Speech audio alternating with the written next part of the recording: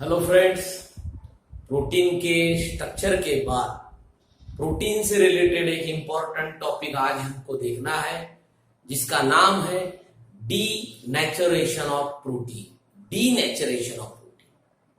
अब denaturation of protein मतलब क्या है? तो जिस प्रोसेस में प्रोटीन का शेप चेंज होता है कुछ रीजन से, जिस प्रोसेस में कुछ रीजन से, वो क्या रीजन है वो आगे देखेंगे। जिस प्रोसेस में प्रोटीन का शेप चेंज होता है और उसके प्राइमरी स्ट्रक्चर में कोई भी डिस्टर्बेंसेस नहीं आते, मतलब प्राइमरी स्ट्रक्चर की जो पेप्टाइड बॉन्डिंग है वो डिस्टर्ब नहीं होती है, फिर भी प्रोटीन का शेप चेंज होता है। जिस शेप चेंज होने की वजह से प्रोटीन की प्रॉपर्टीज बदलती है और प्रोटीन की प्रॉपर्टीज बदलने के साथ प्रोटीन का अपना जो बायोलॉजिकल रोल होता है वो भी बदलता है। तो इस तरह की प्रोसेस मतलब डीनेचुरेशन ऑफ प्रोटीन। तो आइए देखते हैं उसकी definition. The process by which denaturation of protein की definition, the process by which molecular shape of protein changes. जिस प्रोसेस में प्रोटीन का मॉलिक्यूलर शेप चेंज होता है। आपको पता है प्रोटीन को दो तरह के मॉलिक्यूलर शेप होते हैं, ग्लोब्यूलर, फाइबरस। अब इस मॉलिक्यूलर शेप से प्रोटीन का अपना एक बायोलॉजिकल रोल होता है, बायोलॉजिकल फंक्शन होता है। अब यही उसका जो बायोलॉजिकल रोल है ये डिपेंड करता है उसके शेप पर। अगर उसका मॉलिक्यूलर शेप ही चेंज हो जा रहा है तो ये जो प्रोसेस है इसमें क्या होता है?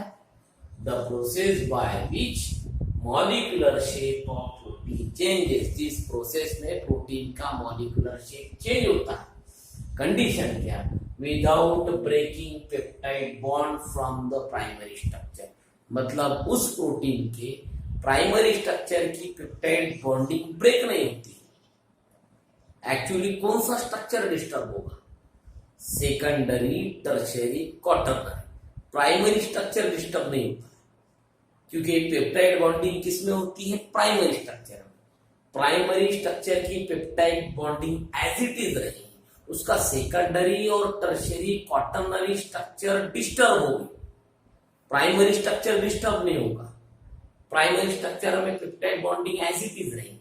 मगर secondary, tertiary, quaternary structure disturb होने की वजह से उसका मॉलिक्यूलर शेप चेंज हो जाएगा।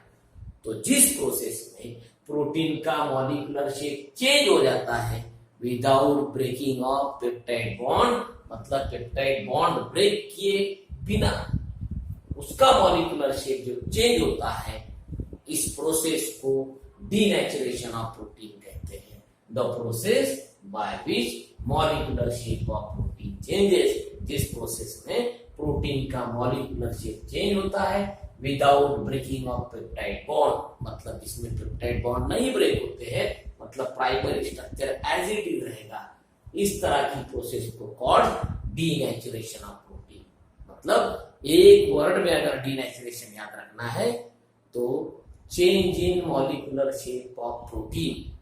जिस प्रोसेस में प्रोटीन का मॉलिक्यूलर शेप चेंज होता है उस प्रोसेस को डीनेचुरेशन ऑफ प्रोटीन कहते हैं। तो क्यों चेंज होता है?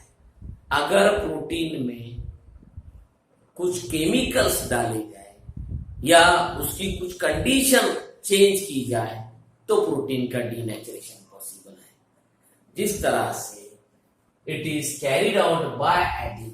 अगर आपको किसी प्रोटीन का डीनेचुरेशन करना है, it is carried out by adding acid और बेस। मतलब किसी प्रोटीन में अगर एसिड या बेस अगर ऐड किया जाए तो वो एसिड और बेस प्रोटीन का डीनेचुरेशन करेगा, मतलब उस प्रोटीन का वो शेप चेंज कर देगा। और एक और कंडीशन है heating of protein at high temperature. मतलब किसी प्रोटीन को हीटिंग करने से भी उसका मॉलिक्यूलर शेप चेंज होता है। जिस तरह से एग है, एग में अल्ब्यूमिन होता है, वो जब एग में लिक्विड फॉर्म में है अल्ब्यूमिन, उसका शेप अलग होता है। मगर जब एग को बॉईल किया जाता है, बॉईल करना है मतलब अल्ब्यूमिन प्रोटीन को हिट कर रहे हैं, उसमें हीट ऐड कर, तो अब जब वो बॉइल होगा तो उसका मॉलिक्यूलर शेप चेंज हो जाएगा। मतलब एक में ये अल्ब्यूमिन का हीटिंग से पहले शेप अलग है और हीटिंग के बाद, बॉइलिंग के बाद अल्ब्यूमिन का शेप अलग है। तो डीनेचुरेशन एसिड बेस ऐड कर कर भी किया जाता है या सिंपली प्रोटीन को हिट कर कर भी किया जाता है। मतलब डीनेचुरेशन के लिए कितने फैक्टर रिस्पॉन्सिबल है? 3, एसिड की एडिशन, बेस की एडिशन और हिट ऐड करना, ज्यादा हीटिंग करना, जिससे प्रोटीन का डीनेचुरेशन होगा, जिससे प्रोटीन का शेप चेंज होगा। मतलब डीनेचुरेशन करना है तो प्रोटीन में एसिड या बेस या उसको हिट करना होगा। ये 3 फैक्टर अगर यूज किए तो प्रोटीन का डीनेचुरेशन होगा। डीनेचुरेशन से क्या होता है? Denaturation result in disturbing the secondary, tertiary, quaternary structure of protein. Primary structure में peptide bonding as it is रहती है, इसलिए प्राइमरी स्ट्रक्चर डिस्टर्ब नहीं होता, पर वो प्रोटीन का जो सेकेंडरी, टर्शियरी, क्वाटरनरी स्ट्रक्चर होता है वो पूरी तरह से डिस्टर्ब हो जाता है। शेप चेंज होने की वजह क्या है? यहाँ पर प्रोटीन का शेप क्यों चेंज होता है? प्रोटीन का सेकेंडरी, टर्शियरी, क्वाटरनरी स्ट्रक्चर जो प्रोटीन को एक शेप देते हैं। आपने पिछले स्ट्रक्चर ऑफ प्रोटीन पढ़ा है, उसमें आपको पता है सेकेंडरी, टर्शियरी, क्वाटरनरी यही खास लेवल है प्रोटीन को शेप देने वाली। अगर यही सेकेंडरी, टर्शियरी, क्वाटरनरी स्ट्रक्चर अगर डिस्टर्ब हो गए तो प्रोटीन का अब जरूर है कि उसका शेप चेंज होगा। मतलब डीनेचुरेशन से कौन से स्ट्रक्चर डिस्टर्ब होते हैं? डीनेचुरेशन से प्रोटीन के secondary, tertiary, quaternary structure disturb होते हैं, जिस वजह से उसका मॉलिक्यूलर शेप चेंज होता है। अगला मुद्दा है ड्यू टू डीनेचुरेशन। अब ये डीनेचुरेशन का असर क्या होगा प्रोटीन पर? Due to denaturation properties of protein changes. Denaturation की वजह से प्रोटीन की प्रॉपर्टी चेंज होती है। क्यों नहीं चेंज होगी? जब डीनेचुरेशन से प्रोटीन का शेप चेंज होता है तो डीनेचुरेशन से अगर प्रोटीन का शेप चेंज हो रहा है तो डीनेचुरेशन से प्रोटीन की प्रॉपर्टीज भी चेंज होगी, क्योंकि प्रॉपर्टी किस पर डिपेंड है? प्रॉपर्टी डिपेंड है शेप पे। शेप चेंज हो जाएगा तो प्रॉपर्टी चेंज हो जाएगी। मतलब सबसे पहला इफेक्ट क्या होता है प्रोटीन पर? तो डीनेचुरेशन से प्रोटीन की प्रॉपर्टी चेंज हो जाएगी। अब प्रोटीन की प्रॉपर्टी चेंज होने की वजह से क्या हो जाएगा? हर प्रोटीन का अपना एक रोल है, अपना एक फंक्शन है, और वो रोल, वो फंक्शन प्रोटीन को उसकी शेप की वजह से। अगर उसका शेप वो लॉस्ट कर चुका है, वो डिस्टर्ब कर चुका है, तो फिर प्रॉपर्टीज भी डिस्टर्ब हो जाएगी और उसका जो बायोलॉजिकल रोल है वो प्रोटीन से लॉस्ट हो जाएगा। मतलब वो प्रोटीन जो उसका डिसाइडेड स्पेसिफिक बायोलॉजिकल फंक्शन है, बायोलॉजिकल रोल है, वो प्रोटीन कर नहीं पाएगा। क्यों नहीं कर पाएगा? जिसका शेप चेंज हो गया उसकी प्रॉपर्टीज चेंज हो जाएंगी, और जिसकी प्रॉपर्टी चेंज हो जाएंगी उसकी बायोलॉजिकल एक्टिविटी, मतलब बायोलॉजिकल फंक्शन, बायोलॉजिकल रोल, वो भी लॉस्ट हो जाएगा। मतलब प्रोटीन पर इफेक्ट करता है डीनेचुरेशन। प्रोटीन पर किस तरह से इफेक्ट करता है? उसकी वजह डीनेचुरेशन की वजह से प्रोटीन का शेप चेंज होता है। शेप चेंज हुआ तो प्रॉपर्टी चेंज होती है, और प्रॉपर्टी चेंज हुई तो बायोलॉजिकल रोल वो प्रोटीन लॉस्ट कर देता है। मतलब उसके पास अब वो बायोलॉजिकल एक्टिविटी नहीं रहती। तो इस तरह की एक इफेक्टिव प्रोसेस है डीनेचुरेशन। तो इसी प्रोसेस को एक डायग्राम में, छोटी सी डायग्राम में समझ लेंगे। तो देखिए ये अल्फा अमीनो एसिड से बना, जिसमें कई सारे लोब है, कॉइल हुई ये पॉलीपेप्टाइड चेन है।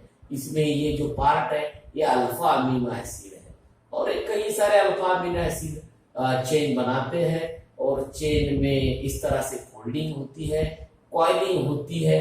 मतलब ये उसका एक सेकेंडरी, टर्शियरी स्ट्रक्चर है प्रोटीन का। अब अगर इस तरह के प्रोटीन का डीनेचुरेशन किया गया, जिसमें कई ज्यादा फोल्डिंग है, कॉइलिंग है, ट्विस्टिंग है पॉलीपेप्टाइड चेन को, जिस वजह से उसको ग्लोब्यूलर स्ट्रक्चर, ग्लोब्यूलर शेप मिला हुआ है। तो इस प्रोटीन को ग्लोब्यूलर शेप क्यों मिला हुआ है?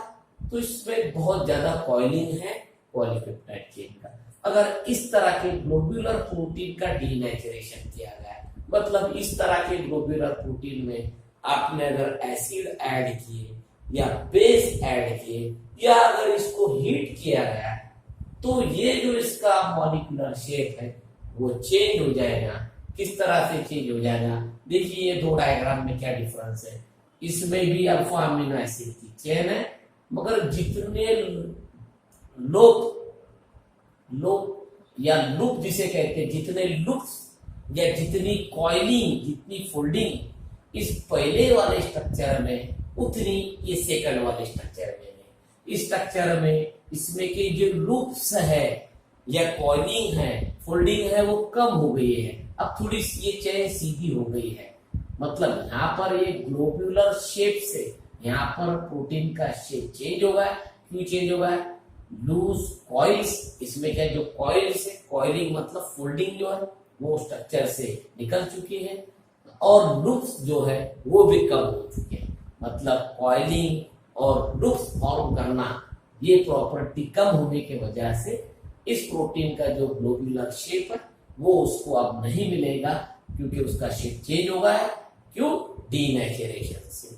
तो इस तरह से किसी भी प्रोटीन का डीनेचुरेशन से मॉलिक्यूलर शेप चेंज होता है, और मॉलिक्यूलर शेप असर करती है उसके प्रॉपर्टीज पर, और प्रॉपर्टीज चेंज हो गए तो वहां पर उसका डायरेक्ट इफेक्ट होता है उसके बायोलॉजिकल एक्टिविटी पर, जो वो लॉस्ट कर चुका होगा। तो इस तरह की प्रोसेस डीनेचुरेशन। तो ये प्रोटीन का एक लास्ट टॉपिक था, जिसमें आखिरी बार हम रिपीट करेंगे डीनेचुरेशन ऑफ प्रोटीन की डेफिनेशन।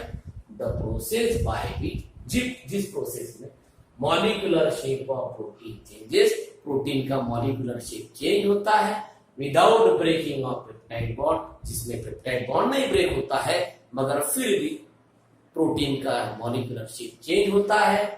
इस तरह की प्रोसेस को डीनेचुरेशन ऑफ प्रोटीन कहते हैं।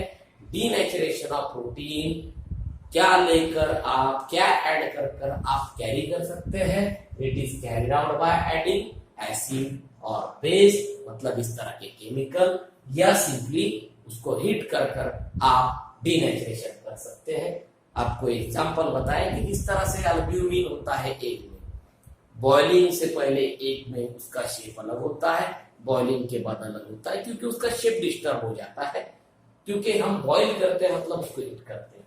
तो वो एक डीनेचुरेशन ऑफ प्रोटीन का एग्जांपल है। मतलब आपको अगर पूछा जाए कि example of denaturation of protein, तो एग्जांपल यहाँ पर लिख सकते हैं हम, बॉइलिंग ऑफ एग।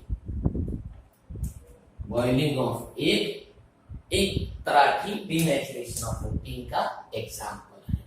तो डीनेचुरेशन से क्या डिस्टर्ब होता है? प्राइमरी स्ट्रक्चर नहीं डिस्टर्ब होता है, मगर सेकेंडरी, टर्शियरी, क्वाटरनरी पूरी तरह से डिस्टर्ब हो जाते हैं। इसलिए उसकी जो शेप है वो चेंज हो जाता है। तो शेप चेंज होने की वजह से हमने बताया कि वहां पर उसकी प्रॉपर्टीज चेंज हो जाती है। प्रॉपर्टी चेंज हो गई तो बायोलॉजिकल एक्टिविटी लॉस्ट कर चुका होता है वो प्रोटीन, मतलब उसको बायोलॉजिकल रोल, बायोलॉजिकल एक्टिविटी नहीं रहती। तो ये इस तरह से डायग्रामेटिक छोटे से डायग्राम में ये टॉपिक समझना बहुत आसान था। ये छोटा सा टॉपिक था, मगर एग्जाम में पूछा जाता है डीनेचुरेशन ऑफ प्रोटीन। तो डेफिनेशन याद रखिए, क्यों होता है वो इफेक्ट भी याद रखिए, किस तरह से किया जाता है वो भी याद रखिए। आसान टॉपिक था, ये टॉपिक यहाँ पर हुआ। अब हम बायोमॉलिक्यूल्स में प्रोटीन कंप्लीट कर चुके हैं। प्रोटीन या बायोमॉलिक्यूल्स हमारा कंप्लीट हो चुका है। अब प्रोटीन से ही रिलेटेड एक बायोमॉलिक्यूल जो प्रोटीन से ही बनता है, जिसका नाम है एंजाइम। एंजाइम जो होते हैं वो प्रोटीन से ही बनते हैं, और एंजाइम का आपको पता है कि एंजाइम बायोलॉजिकल कैटलिस्ट है, मतलब जो बायोकेमिकल रिएक्शन होती है, जो बायोलॉजिकल सिस्टम में होती है, बायोलॉजिकल सिस्टम में होने वाली जो रिएक्शन है उसे हम बायोकेमिकल रिएक्शन कहते हैं। तो इस बायोकेमिकल रिएक्शन को कैटालाइज करने वाला कैटालिस्ट एंजाइम, जो बहुत इंपॉर्टेंट है, जो बहुत नेसेसरी है हमारे सभी प्रोसेसेस के लिए। तो इस एंजाइम, ये बायोमोलिक्यूल है एंजाइम, तो इस एंजाइम का स्टडी हम करेंगे नेक्स्ट वीडियो में। वीडियो अपना अच्छी तरह से देखते रहिए, पिछले सभी वीडियो देखिए, और जिस तरह से आप कमेंट कर रहे हैं, जिस तरह से लाइक कर रहे हैं, आप सभी को बहुत बहुत थैंक्स मेरी तरफ से। वैसे ही आने वाले वीडियोस को भी लाइक कीजिए, कमेंट कीजिए, अपने चैनल को सब्सक्राइब कीजिए, और अपने फ्रेंड्स के साथ भी आप अपने चैनल को शेयर कर सकते हैं। Okay, thank you.